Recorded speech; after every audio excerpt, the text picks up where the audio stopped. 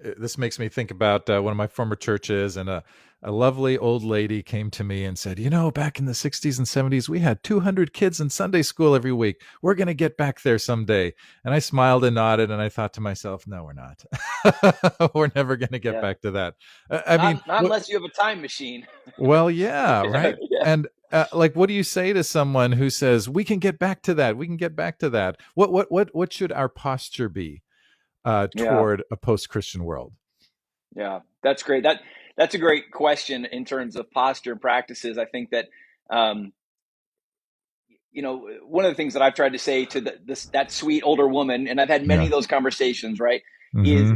is just to initially start by empathizing and connecting with, Yeah. those were great days and those were Yeah. great memories, and there's Yeah. nothing wrong with celebrating the goodness of that time. And Yeah. to be honest, even recognizing that this new reality is hard. Hmm. I've tried to even use the phrase, it's irritating. It's an Yes. irritant. Yeah, you're right. It's abrasive. It's kind of frustrating. You want to initially find a way to make it stop. Yeah. I actually ended up using kind of an analogy in my writing to help Hmm. kind of portray the two different ways that we can respond to an irritant like Yeah. post Christianity, or an irritant like COVID that came upon us Yeah. recently.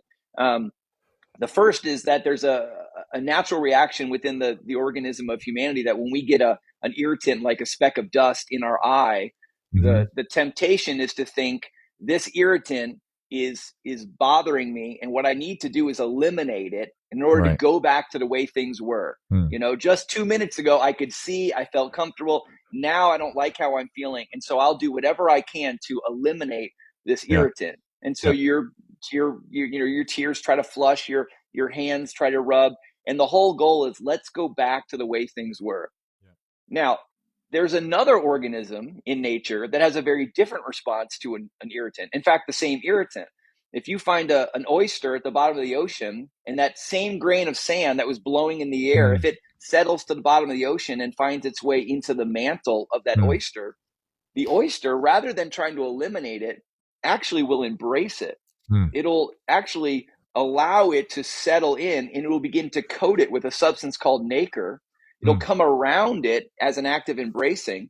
Ironically, it's still protecting itself from Mm. what could be perceived as a threat, but its posture of embracing it Mm. does something incredible, which is Yeah. that over time, that coating produces something of beauty, which is a pearl. Yeah. And so, it takes a positive approach towards the irritant, which is where I came out with this idea of positively irritating, Yeah. rather than a negative approach to the irritant. And so, what I've tried to encourage church communities who are pretty frustrated with the changing culture, or maybe have kind of that antagonistic culture war posture, right? Of we need to eliminate this, fight against it, Yeah. is to say, well, what if we actually embraced it as a new reality, Yeah. as a not necessarily something that's going to threaten to kill us, but something that Yeah. might catalyze the formation of beauty in the world if we think around innovation and adaptation rather than Yeah. simply elimination. And so,